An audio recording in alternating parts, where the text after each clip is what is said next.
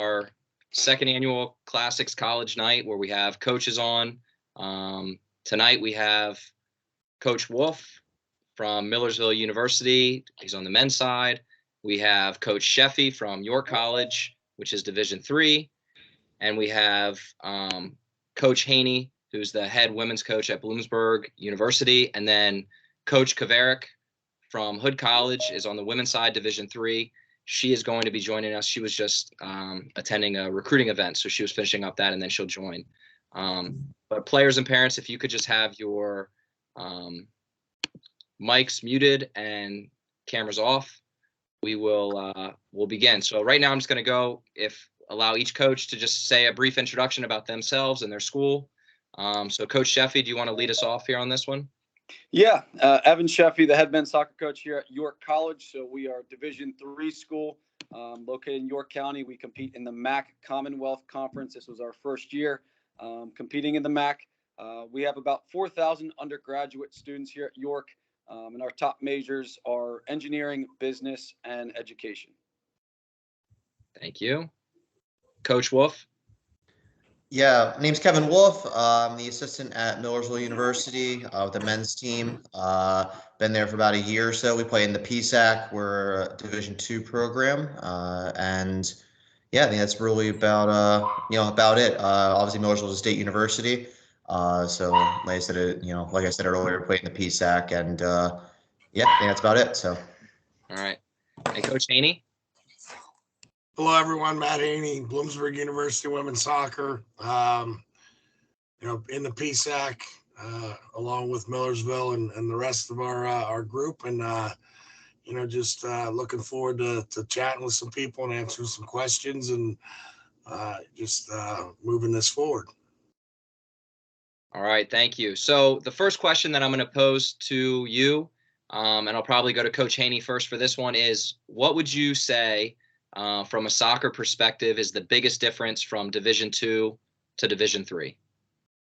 Well, it's the time that we're allowed to invest in the sport. Actually, between 1, 2, and 3, one is it's like a full-time job. 2, we're working some more, and then Division III has a very limited action of play in their spring season. Besides that, in the fall, everything is basically straight up, and when you get the best Division II teams together to play against the best Division III teams, it's a toss-up every day going into those matches. So I've coached at all 3 levels, understand all 3 levels.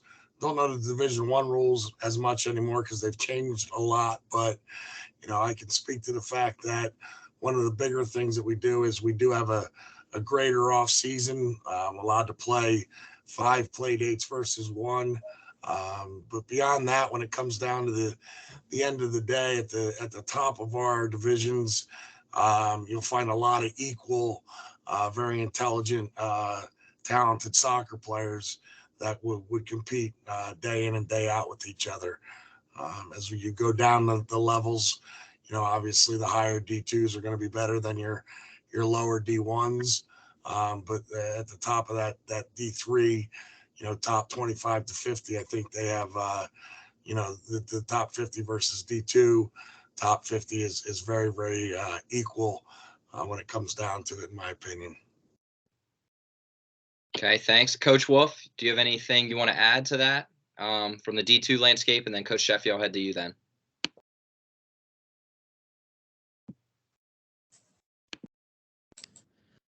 Yeah, so I think in the Division II and Division I realms, you're going to see, and especially anymore, a really heavy, and it's dependent on the program, of course, but a lot of international players as well are sprinkled in and amongst Division II programs, especially, and this is where doing research on what, the roster build-up's like and everything else. For us at Millersville, we're almost all, players from Pennsylvania, New Jersey, Maryland. Maybe I think we have 1 player from Virginia. But, you'll have programs, that have, 20 plus students that are from other countries. So like I said, I think you'll see that a lot more in Division II and Division I, whereas Division III, and correct me if I'm wrong here, Evan and Tim as well, but I feel as if you see a lot, it's a lot more of a domestic roster, just because there's far less money for athletics at some schools, in Division III level. So I think that the off season obviously being longer, and which in the spring means a little bit heavier of a workload and more opportunities to play games. I think that's just something different you'll see in the Division II level and Division I level, compared to Division III as well. So. Okay, perfect. Coach Sheffy, you want to add anything to that from Division III perspective here? Yeah, and I think just to piggyback off of both those answers, as Coach Haney alluded to in the fall, it's similar in terms of games allowed during the regular season. Most teams will play somewhere around 17 to 18 games with a preseason exhibition or two. So obviously, depending upon what division you play and what conference, some of the travel can factor into that. But as well, I think the spring is the big differentiator where we get 5 weeks at Division III. You get essentially 16 days and then an alumni game and 1 day of competition. So the unique thing with the date of competition, you get 180 minutes. So like for us today, we played 5 35-minute games at a tournament where there's 8 teams. You can play 1 90-minute game. You can play 2 70-minute games. So, there's a bit of freedom with how you structure that date of competition. But, I think, in terms of not having the same allowable days with coaching staff, strength conditioning leading up to the start of the spring season, I think that's where, the culture of a program, especially at the Division III level and the leadership from the end of the fall season through the winter and into the spring can really play a critical role and really be a difference maker from program to program.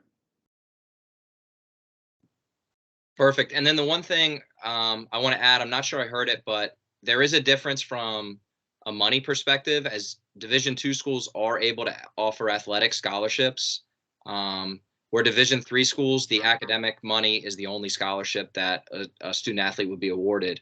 So, Coach Haney, do you want to touch, or Coach Wolf maybe, on just how the athletic scholarships work at the D2 level within the PSAC at Bloomsburg or Millersville? Yeah, I'll start out and then turn it over to you, Kevin. It's an individualized thing through institutions. Division II, I think the max is 9.9. We are nowhere near that at Bloomsburg. People sometimes get a little confused by that fact that they think, oh, you have to have all kind of athletic scholarship money because it's allowed, and it is an individual school's decision as to how much that they allow you to offer.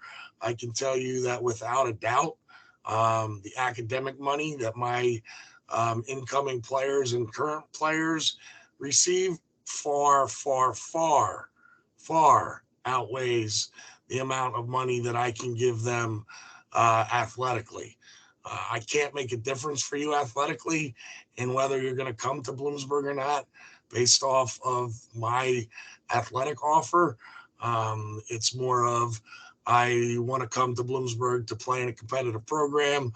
I'm a highly academic person that gets the money, and it's a state school with affordable tuition and such to begin with. So I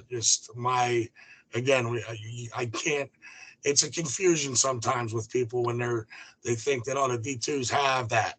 Now there are D2s that have more than we have. So it's basically, when I recruit you, if I bring you on campus, I used to, when I first started this job at Bloomsburg, I used to hide the money. Like, I wouldn't tell you how much I really had. Now, if I'm recruiting you, I'll tell you what we have and explain the situation so you have an understanding of the offer that I'm making athletically. But just take care of your academics and you'll get money across the board, 1, 2, and 3 more than you will athletically, unless you're going somewhere that has a near fully funded athletic program.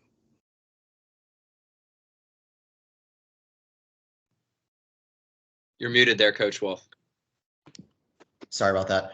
Just to piggyback off of that, we have 24 players on our roster last year. I think between the 24 players, we spend $14,000 total. So, and that's, and that is, as you can expect, that we're not giving all of that money to one player or two players. That's not even a full scholarship at Millersville. So, like I said, that's, so you can kind of put that in perspective. Now, I mean, although we do play teams, Mercyhurst, Gannon, Seton Hill, we played Charleston in the Elite Eight last year, and that was a program that, likely, and now you can probably do the research on this yourself, but likely spends around, I would say upwards of 175,000 to 250,000 on their men's soccer program. So, just in scholarship money and funding and everything else. So like I said, that's, just, it is really dependent on the program. Obviously, being in the PSAC and being a state school, tuition is a bit cheaper for players that are in state, thus the appeal to, go to a Bloomsburg, go to Millersville, go to Westchester, for Pennsylvania students, especially. But, it is dependent on the program. There's, Division I programs. I remember when I was looking at schools when I was a player, the University of New Hampshire, for example, I think had like 3 or 4 scholarships total for the team because they're a big hockey school. And with Title IX, coming into play, there's obviously, much less funding if you're going to, have other, men's sports that are, funded. Like I said, there's not going to be as much money to spread around amongst the sports other than football. So you have to really consider, like I said, the academic side of things, making sure that that's, just to piggyback on that, you can't emphasize enough how important academics are to helping you make college affordable and get yourself as much money as you possibly can when you're going to colleges, because, like I said, end of the day, the money just doesn't exist at a lot of programs to, give, out half scholarships, 3/4 scholarships. It's just not something that's actually very realistic if you want to play at, a state school or, unless you have very, very high academics or you're finding a very good situation within one of the programs that are fully funded. So. Perfect. Thank you. All right. Real quick, want to introduce our fourth coach on our college night here from Hood College, the women's soccer program, the head coach, Coach Kaverick. If you want to give a brief intro on who you and Hood College, that'd be great. Yeah, of course. Thanks for having me, and thank you for your patience. I was out recruiting. So again, my name is Coach Kaverick. I'm the head women's soccer coach at Hood College. We are a D3 private institution in Frederick, Maryland. So it's about 40 minutes from the Baltimore area and about 45 to an hour, depending on traffic, from the DC area. So being in that private institution, we offer a lot of different majors, and our athletics, they support kind of the academic side as well, where you can be successful in both areas. Perfect. Thank you. All right. Next question that I have is, like I said, we have a lot of sophomores and juniors, potentially freshmen on this call right now, and parents. And I think the big question they have is, how do they know what division they could play? So we've heard a little bit about Division II and Division III. How are they supposed to know if they can play at a Division I level, Division II level, Division III level? Coach Sheffy, do you want to maybe kick us off with this question and then let somebody else chime in? Yeah, absolutely. I think the reality is, and hopefully, playing at a club like PA Classics that has sent players to Division I, II, and III, there's a lot of really good resources there in terms of the coaches and directors and college recruiting coordinators to be able to give honest assessments and feedback. And I think that's a really good place to start. And hopefully those coaches and coordinators can kind of guide your search as you begin that, sophomore and into junior year. And I think they can really be a massive help in that. I think maybe, getting out to see different levels and seeing Division I games, seeing really competitive Division II games, Division III games. And, as you get out and you can see a lot of games online as well these days. But I think getting out and seeing different levels for yourself and just kind of having an honest assessment of where you're at as a player and getting that feedback from your club coach and the club directors to really help guide that. I think, and again, as you start to reach out to different coaches at the different levels of Division I, II, and III, the feedback that you're getting from them, or maybe the feedback that you aren't getting at certain levels. And I think, really it comes down to finding the right fit, regardless of division, and to really go where you're wanted and valued. But I think from a soccer perspective, I think leaning heavily on, the club coaches and their connections and their honest evaluations can be a really good starting point. Thank you for that. Does any one of the coaches want to add anything to that? Yeah, I'll just add that, it's important to get in front of as many coaches as you possibly can. So just doing as many clinics, as many camps, as many, like I said, it's hard to, just bank on playing in a tournament or playing in a game and having a coach show up and have you and see you for 20 minutes. And, it's the 20 minutes where you're, really involved in the game, or, it's the half where you've done, very well for yourself. I mean, like I said, you've got to do your own, due diligence, and you got to really, say if you're really interested in going to such and such school at whatever level it might be, there is a clinic, there's a camp, there's a chance to, get in front of a coach for an extended period of time and then get an honest assessment from them and gauge interest. It's going to be, very difficult to, say, oh, I want to play at Westchester, come see me at this tournament. Well, I'll tell you this much, I think a lot of college coaches are, not the hardest workers when it comes to recruiting at times, and I think that, you'll see that, and when it comes to getting emails back and everything else, it's a long, tough process. I've been through it as a player myself, and it's definitely, you've got to do everything you possibly can to get in front of coaches for as long as you possibly can and give them a really honest chance to see you play, and as, for a day or two, at the very least, and then give you an honest assessment afterwards, whether they're interested or not. And then, like I said, and go from there, and then kind of do your own research. Like I say, get out and see games. If you have friends or, people from your high school, people from your club that have gone on to play at other teams, reach out and, see how their experience is. If, see what they're like. So go see them play. Are they playing a lot? Kind of, rely on your own resources that you may have, and within your own, personal network, and go from there. So. Perfect. Thank you. So I think kind of stemming off of something you just said, Coach Wolf, is going to be really important, and maybe Coach Kaveric or Coach Haney could kind of add to this. So I think our players right now, we're playing in college. They're playing in college showcases, but at the same time, they are getting a lot of invitations to attend, let's say, like a Bloomsburg ID clinic or a 4-team ID clinic where it's Bloomsburg, Hood College, Millersville, and York, or they're getting an email about, come attend this ID clinic where there's 50 coaches that you're going to be able to play in front. So I guess just what is your recommendation on navigating that process with in terms of being seen at either a tournament or being seen at one of these clinics? Coach Kaveric or Coach Haney, if you want to lead us off with that. Yeah, I can start with that. The one thing that they've done to us is with the showcases, excuse me, is they've spread us extremely thin. At Bloomsburg, I have myself and a graduate assistant coach. So to go somewhere every weekend to watch a showcase may not happen. The ID clinics, I think, in my opinion, and this is my personal opinion right now, have gone down that same path with some that have turned it into a business. My ID clinics, I don't want them to be a business. I want them to be people that are truly interested in attending Bloomsburg.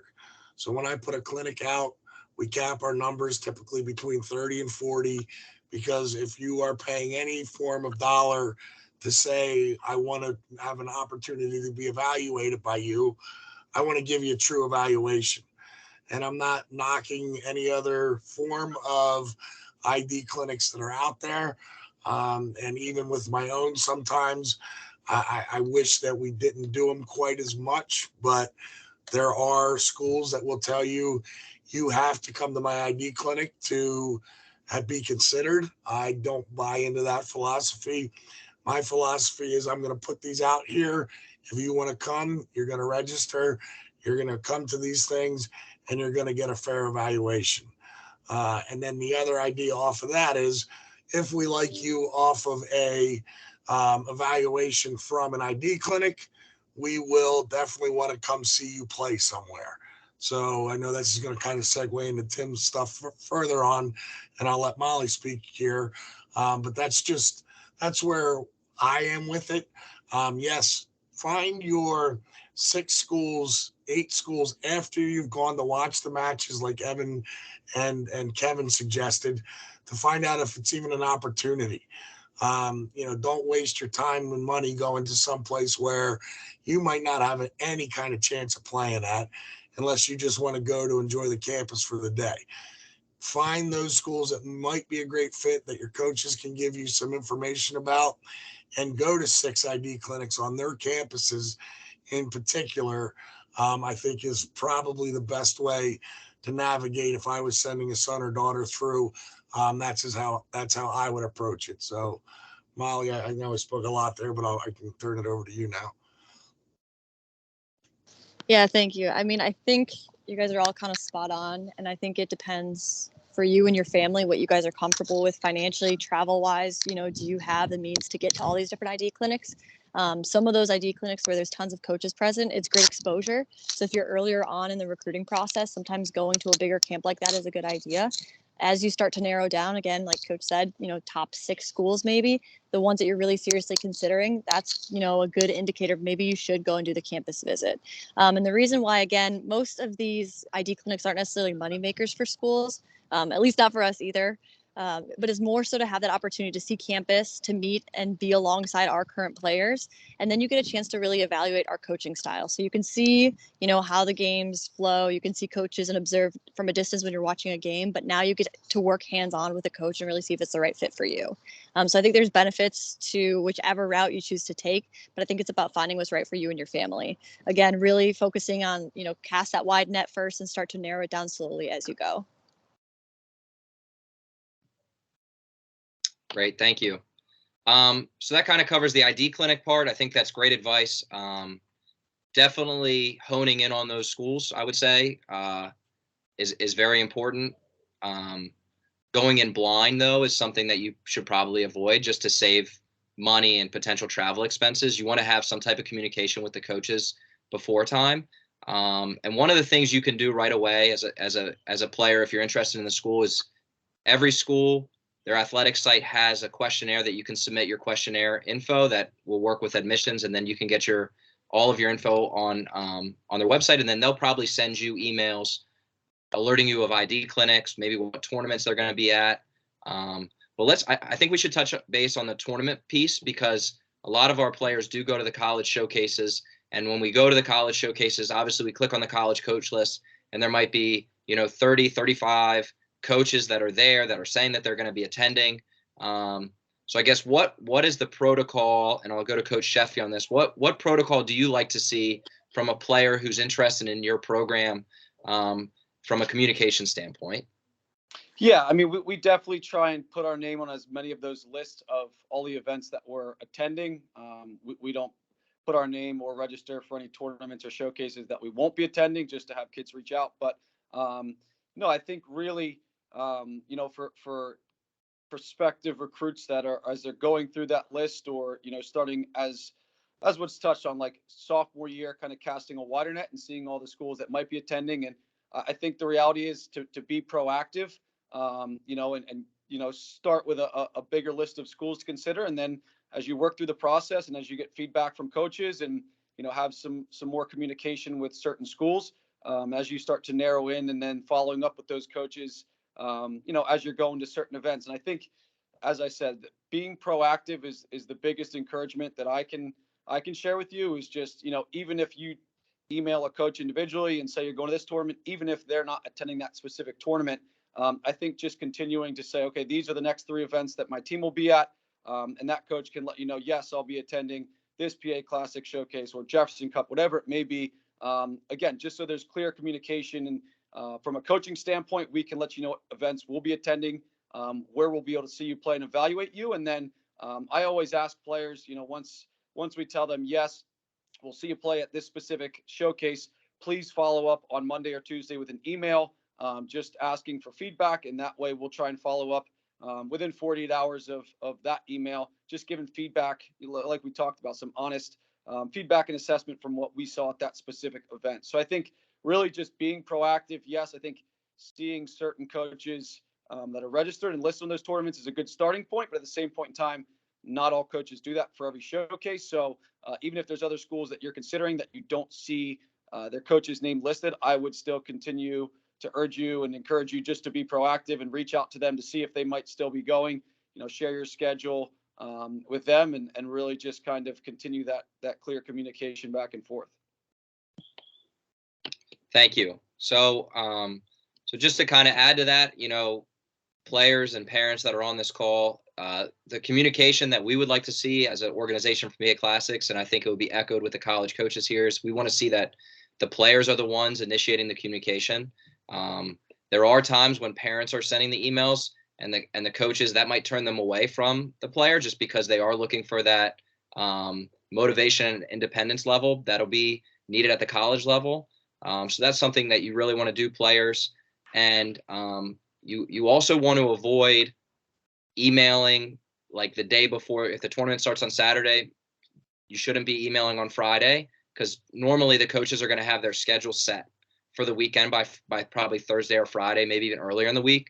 So the further ahead you can get on it, maybe like a week or two in advance, the better. And I love the point about adding the rest of your tournament schedule. At Classics, obviously, you know that we have our tournaments laid out for the whole spring. So you could say, hey, my team is attending the Challenger coming up in middle of May, and then we're doing the Potomac Memorial Day tournament, and then we'll be at the MAC in the end of June or the middle of June. And then you can get feedback from those coaches on what events they'll be at, and then possibly sending a follow-up email if you don't hear from the coaches, if they've seen you play, is a really good idea. Does any coach want to have anything else to add for the showcase tournaments? Yeah, if I can, I am one who typically does not register my name for the events to avoid the 205 emails from kids that just found out about Bloomsburg about 5 minutes ago. It's just, again, a personal opinion of mine. Just as Coach Sheffy said, though, send it to, if you're going to the tournament, you can send one to a coach and say, not sure if you're going to be at such and such, but, and then if I get that email and I'm going to be there, I would reply and say, yes, I will be there, or no, unfortunately, I won't be there. But if you do have an interest in Bloomsburg University, please keep me updated on your playing schedule. And please, just make sure we have your year of graduation and your full club name and your uniform number that's proper. Don't tell us that you're an 05, 04, 06. Give me your actual graduation year, because the 04, 05, 06 doesn't mean that much as the graduation year does, because it will also tell me and Coach Kevin how we can communicate with you due to different rules between Division III and Division II in returning emails and such. Great, thank you. Tim, can I add in one more point? And I apologize if this was touched on. Go ahead. But another thing to keep in mind too, especially goalkeepers, if you guys know, if you're splitting time with another keeper, please indicate which half you will be playing if you have that information. If you don't, just ask your coach. Sometimes they're pretty flexible. Sometimes they'll work with college coaches to make it work. And if you're guesting too, make sure that you have those numbers, especially this time of year. We see a lot of teams and players guesting. So the numbers don't always match up. So the more information that you can give us on that end, it better helps us with our schedule. Unfortunately, if we plan a whole day and, we catch you in the wrong half, it kind of throws everything off. And we could risk the opportunity of missing out on seeing you play. It's a great point. Thank you. All right. So turning our attention then again of just being recruited, highlight films are another hot topic amongst our players and parents. So I would turn to the coaches panel and just say, what is the value in the highlight film? When do you want to see the highlight film? What do you want to see in the highlight film? Length of the highlight film, etc. Coach Wolf, do you want to maybe start us off with that? And then anybody else can kind of chime in. Yeah, for sure. They definitely can't hurt. For sure. I don't think it's, I'm against them. I definitely would, if you can put something together, or if you have film, easily, accessible for yourself for some games, and you can pick through some moments where you're doing something that's positive for the team. I mean, definitely put something together. It doesn't have to be anything, too long, or, if you're someone who is, if you're kind of a role player as a right back or a center back, or someone who, might not have a goal you've scored, or a positive attacking play, or something, like I said, something that's really very flashy. Like I said, just try to put together some moments of, when you're on the ball, or try to, pick out some different situations you're in where you think you've done well. I would definitely have it reviewed by your coach, or reviewed by someone who knows what they're looking at, to see if it's actually something that makes you look very good.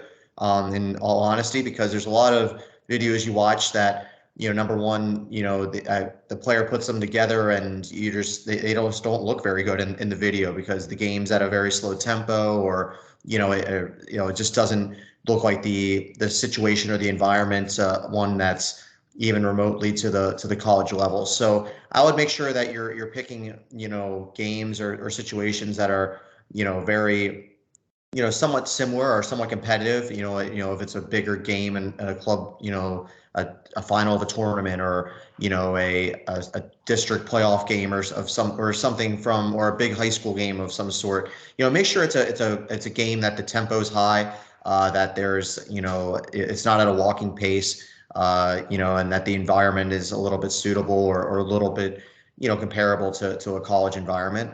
You can really pick out, bad settings or bad games, almost instantaneously whenever you look at videos. So I would make sure that it's, some good moments, in a big game, or an environment that's a very competitive one.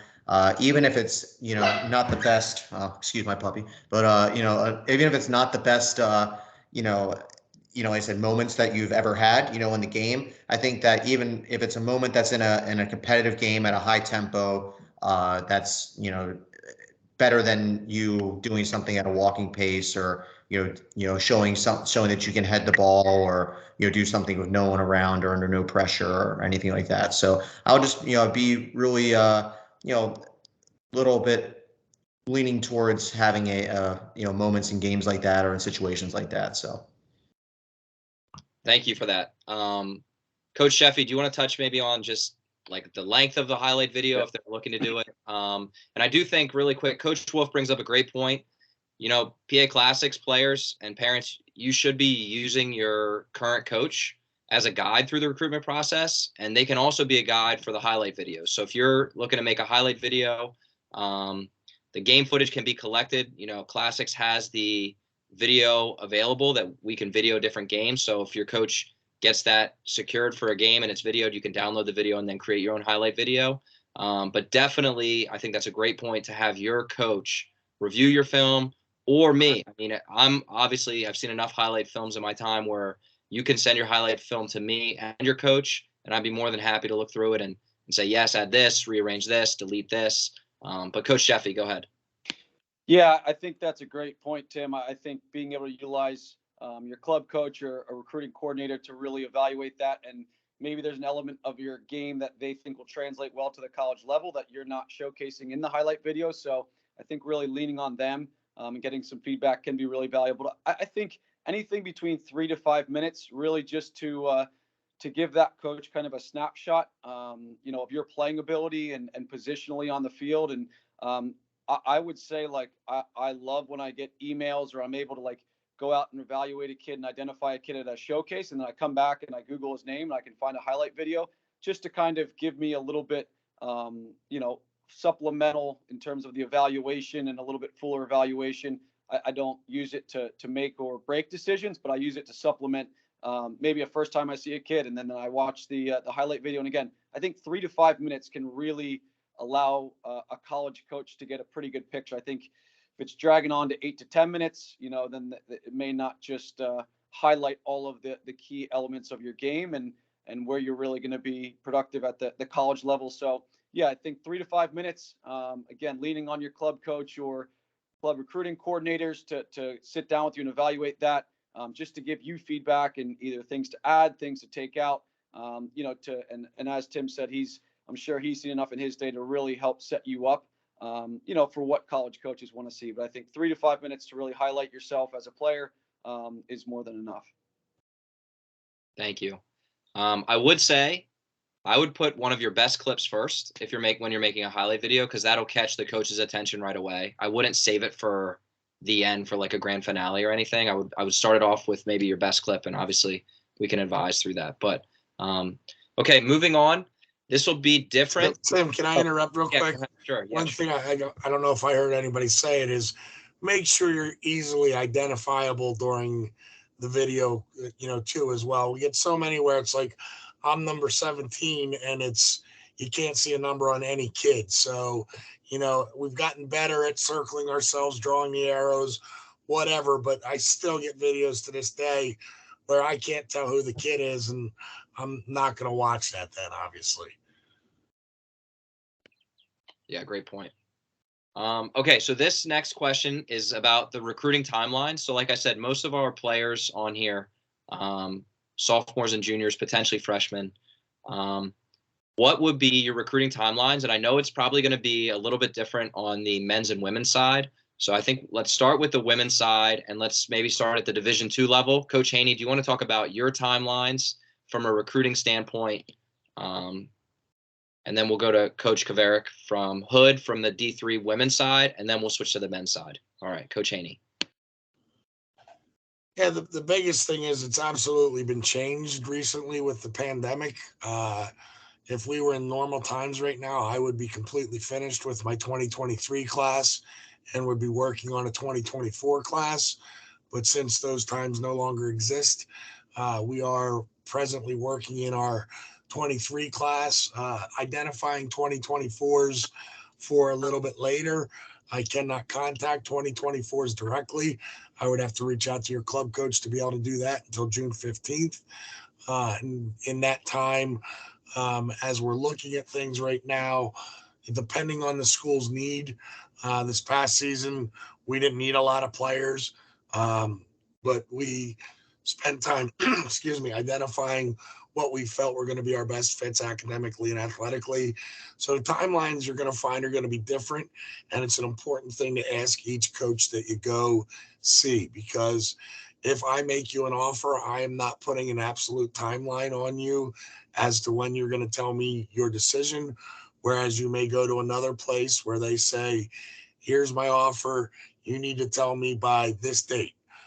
So it's going to be operationally different from campus to campus.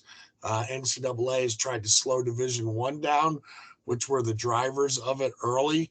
I had to, since we do compete with D1 schools quite often for our recruits, I had to recruit like they did. And it was early. It was real early, but the pandemic has kind of pulled things back. And I hope we kind of are able to hold on to that so that you're making your decisions as you're finishing your junior year into your senior year, and feeling comfortable waiting, where previously the pressure was, if you were going to go to a school or somebody that I was recruiting, typically the pressure was to be done with your process by the end of your junior year. So I'm thankful it slowed down a little bit, and hope it stays that way.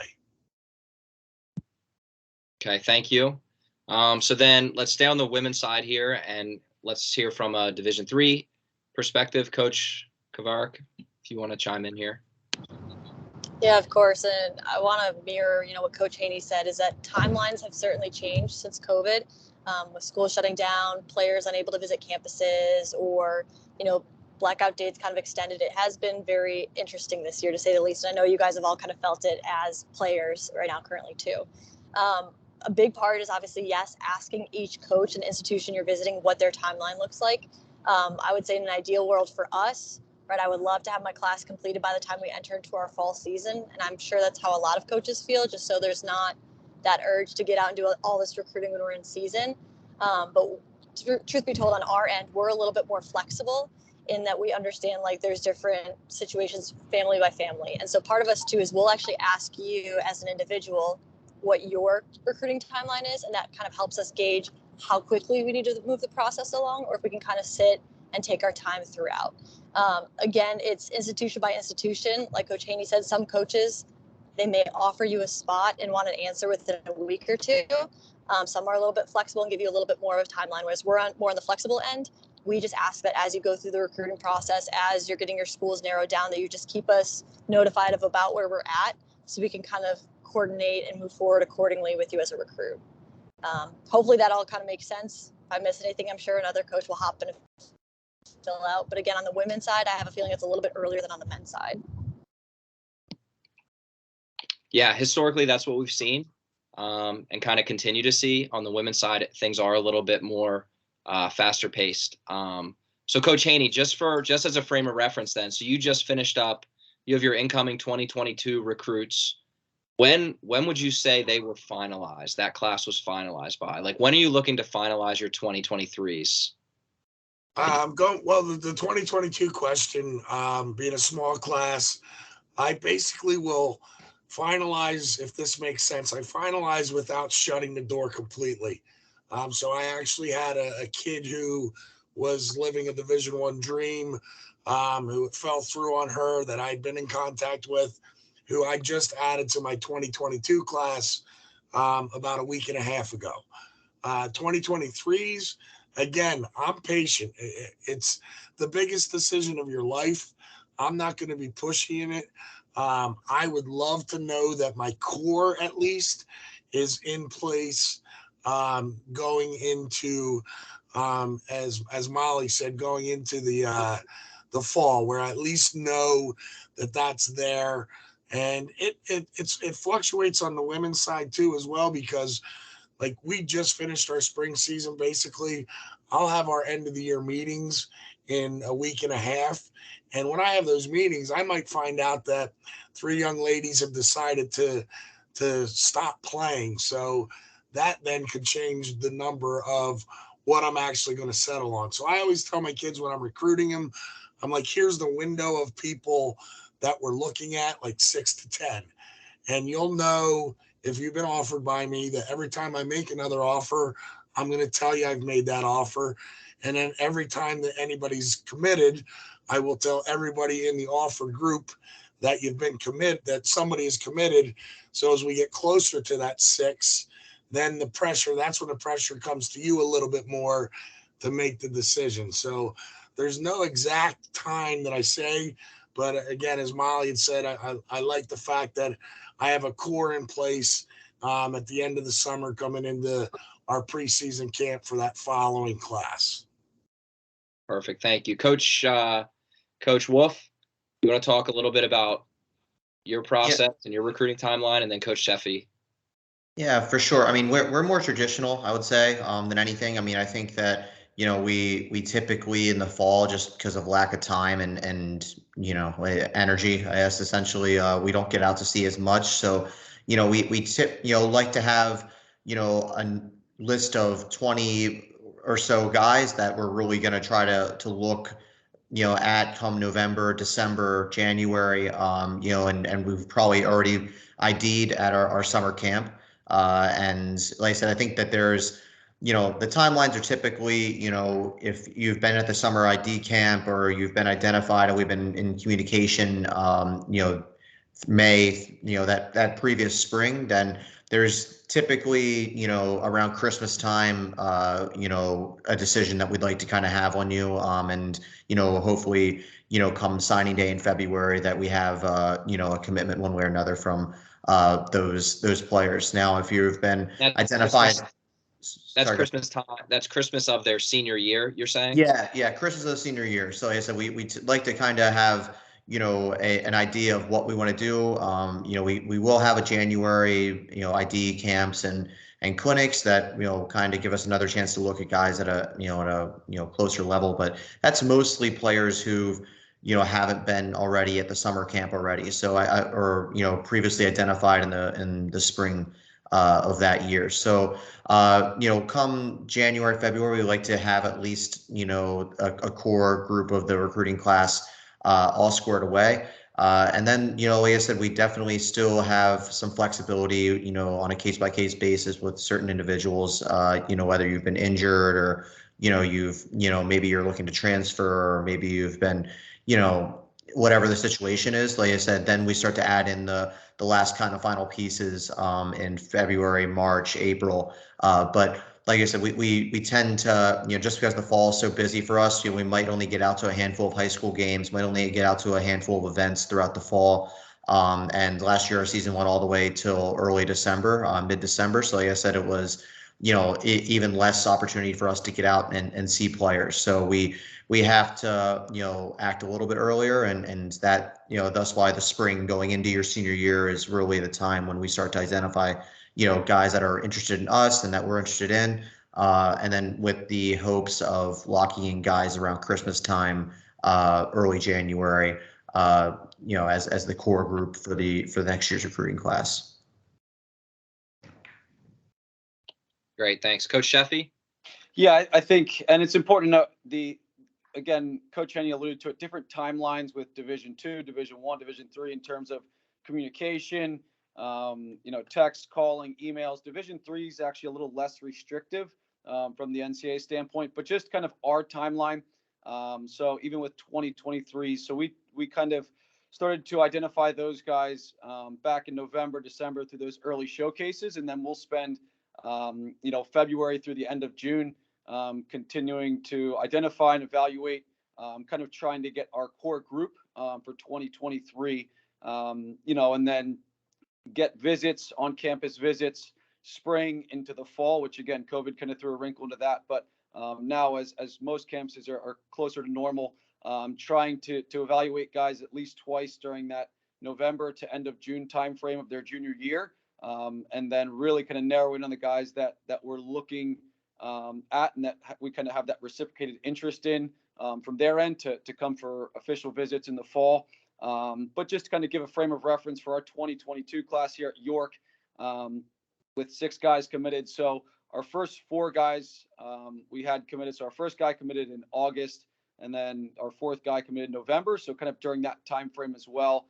We had the chance to see all of those guys play multiple times last spring and throughout the summer, ID camp, showcases, everything else. They all had a chance to visit campus, come back for an official visit. But our last 2 guys, I didn't identify until kind of those first fall showcases. So we are still keeping our eyes open for uncommitted seniors. So really there's one at the first fall showcase in November, and then an ID camp in December. So those 2 guys ended up committing. One ended up committing at the end of February after visiting, and then one just a couple weeks ago at the beginning of April. So that kind of finalized the timeline for us. So, but I would say typically in Division III, somewhere between August to, around Christmas, New Year's is kind of that pivotal time for, I think, official visits and really kind of narrowing in on the core course. But, as Coach Haney alluded to, like, we do try and keep a spot or 2 open because we find kids late and,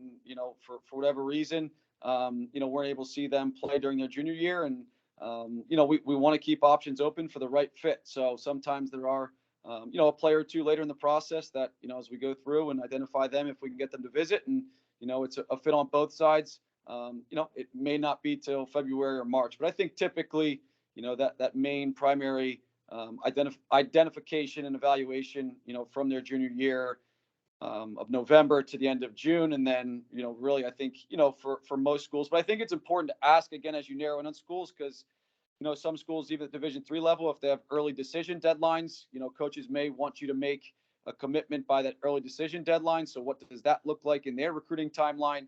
So again, as you start to really finalize and narrow in, I would say a top 4 to 6 schools, ask those coaches specifically, what's your timeline? Again, some coaches may give specific dates and deadlines for decisions. Other coaches may be a little bit more flexible. So I think that's where, as you really start to narrow in on your final list, just to try and have clear communication with that coach. Where do I fit in? Is there a deadline for a decision? What does that look like? Perfect. Thank you. Any other info that any coaches would like to say? If not, I'm going to just open it up. All right, so players and parents, if you want to, if you have any questions, you can enter that in the chat. You can direct it at a coach in particular, or you could just leave it up to the panel. But now's a great time to just ask any questions you would have. You got 4, great college coaches sitting here in front of you that are giving you their time to be able to do this. So I invite you to ask whatever question you would have via the chat, or you can turn your mic on and ask. It's fine, either way.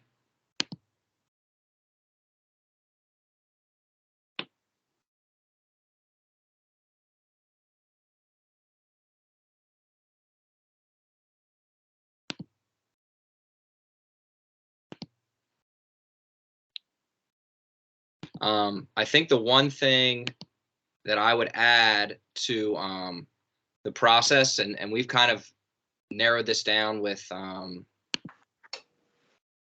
classics, is that we talk a lot about it. During your sophomore year, maybe your freshman year, you should really get out and look at a bunch of schools, right? Like, know what the difference is between a Bloomsburg and Millersville and a York College and Hood College, right? What's the difference and the feel of a Division II school and a state school as opposed to like a Division III, maybe smaller private liberal arts school? Proximity to home. How far do you want to be away from home? Kind of start to evaluate and feel those things. Get out to watch a lot of games. I think is really valuable. And then from there is where you can start that communication with coaches that you really, really like and enjoy. And let me add something, Tim, as well. I mean, I think it's important to understand what you want out of your college experience as well. What majors are you looking at? What, field do you want? Do you want to, be in a city? Do you want to be in a college town? Do you mind being in a really rural setting? Do you, mind being, just kind of getting a feel as to what you want to experience? For example, when I was looking at schools, Temple still played at all their soccer games out in Ambler. Right. So that was every day you're looking at and saying, okay, I have a 45-minute bus trip to practice, and we don't play anywhere near campus. Now, obviously they play on campus now, but that's something to consider. With every single situation, schools obviously have, very good things about them and very negative things about them. Do you want to live near home? Do you want your parents and, to be able to come to games? Do you want, there's a lot of questions to be asked. Like I said, there's, if you go to school in Florida, that's obviously a plane ride or a very long car ride every single time you want to come home. So there's a lot of things to consider, obviously, when you're picking schools. That just isn't, just non-soccer questions to ask. And then, soccer questions too, as well. What's the culture of the team like? Is there a lot of, players from the local area? There are a lot of guys that are old. Are they young? Are they, how good did they do last year? Is winning important to me, or is being a part of a program more important? I mean, it's, I think that these are questions that if you're a fringe kind of guy or girl who is debating whether or not to go Division I, Division II, Division III, you could go to York College, and if you're one of the better players, have a phenomenal 4 years, play all 4 years and do extremely well. You could go to maybe Temple and maybe play as a junior or senior. It all kind of depends what you want to have out of your experience, and what a lot of things to consider, especially when picking a college, because every place is different, every program is different. Thank you. Any questions? Final call here. Looks like there's one about tryouts, Tim. If you're not offered a spot on a team, is there a chance to try out once on campus?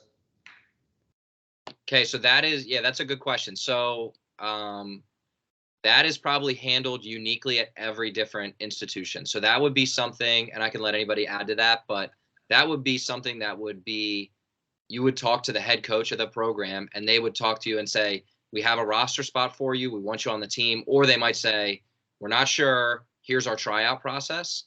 So Coach Sheffy, do you want to talk about what your tryout process might look like if you say this player's not up to our level, but here's our tryout process? Yeah, absolutely. So, and for us, like I said, with our 6 incoming players, so we offer those guys guaranteed roster spots. Every August, we do have a walk-on tryout process that if there's somebody that's coming to York that we either haven't seen or just didn't have the opportunity to evaluate enough that we felt confident offering them a guaranteed spot for the fall. They can come to walk-on tryouts. So we pretty much give them everything to prepare for that, coming in August the best we can. So we do that every single preseason. It's usually a one-day kind of tryout. We haven't in the past 5 years had anybody make the team in that moment, but we have, like even this spring, there was a young man who tried out walk-on tryouts in the fall. We had a lot of guys at his position, but I offered him the opportunity to come train with us throughout the spring as kind of an extended walk-on. And sometimes as programs graduate out their seniors, and so they may not be available or involved in the spring season, that can sometimes be a walk-on kind of tryout as well. So that was kind of a similar scenario that we've had play out this year. But yeah, spot on. Like I think different program to program, and some institutions require it, others don't. But I think you just have to contact each coach individually to see what that process looks like. Perfect. I know we do. We have a fall walk-on tryout. We have a spring walk-on tryout. Springtime, very good opportunity for if you're somewhere close to the level, honestly, of getting added in, just because numbers are always down, just like Coach Sheffy said. Or at least that is for us. I don't know what it's like for everyone else, but there's always, like I said, it's if you come in and you're offered a chance to try out, making sure you're fit, making sure that you are, able, to run at least is definitely, one suggestion I would say is, if you are going to try out for a team, make sure you're able to pass whatever fitness test is required to make the team. At Millersville, you have to be able to run 2 miles in 12 minutes to train and play with the team. So it's non-negotiable. If you don't do that, you get sent home, at preseason. So if you can't do that and you're looking to come to the fall tryout date or the spring tryout date, like I said, that's kind of a situation you got to ask yourself, well, am I going to be able to get myself in a good enough shape to get myself a chance to make the team?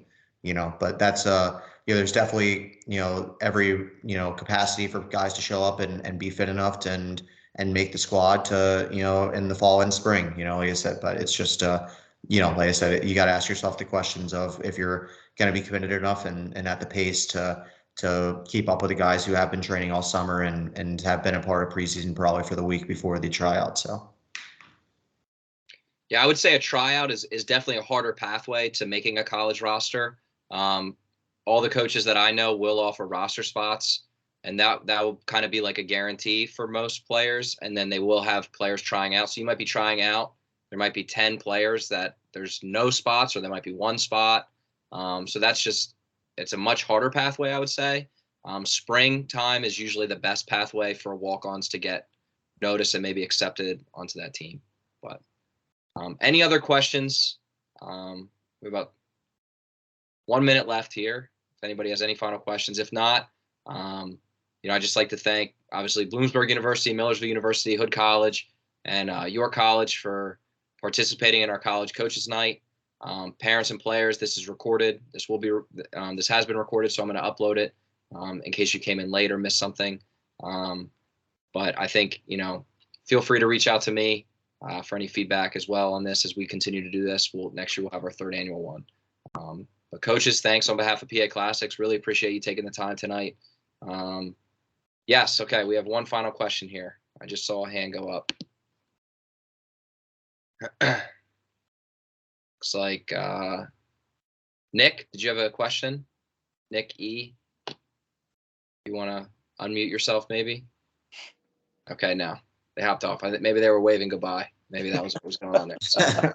So anyway, all right. Well, great. Players and parents, thanks for attending. And coaches, thanks again. Really appreciate it. Thanks for having us, Tim. Thanks, Tim. See you guys. Thanks, Tim. Everybody take care.